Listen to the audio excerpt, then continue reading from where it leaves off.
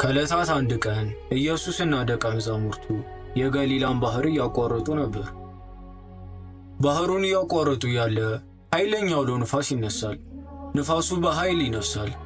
የባህሩ ማዕበልም በኃይለኛው ጀልባውን ይወዘውዘው ጀመር። ደቀ መዛሙርቱም ማዕበሉ በጣም ኃያል ስለነበር መፍራት ጀመሩ። ፒተርና ጆን ከሌሎች ደቀ መዛሙርት ጋር በመተባበር በጀልባው ላይ የገባውን ውሃ ለማውጣት ይጥራሉ።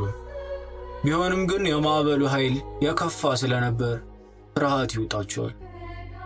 ይሄ ሁሉ ሲፈጠር ኢየሱስ በጀልባው ላይ በሰላም ተኝቶ ነበር።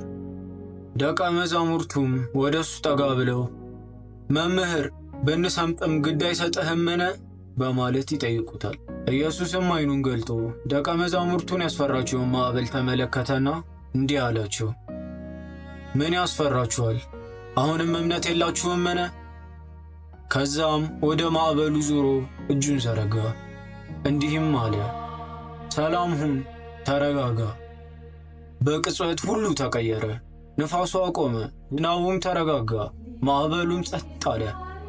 ደቀ መዛሙርቱም በአግራሞት ወደ ኢየሱስ ተመለከቱ። እርስ በራሳቸውም ማን ይሆን ይሄ ሰው? ውሃና ማዕበሎቹም ሁሉ ይታዘዙታል በማለት ተገረሙ። ኢየሱስም ወደ ደቀ መዛሙርቱ ዙሮ ለምን ትፈራላችሁ? በእኔ እመኑ አላቸው። ማዕበሉ ደቀ መዛሙርቱን ኢየሱስ ምን ያክል ኃይል እንዳለውና ሁሌ በሱ ማመን እንደሚችሉ አስተማራቸው። ሁሌም ኢየሱስ እንደማይተዋቸውና እንደሚንከባከባቸው አመኑ።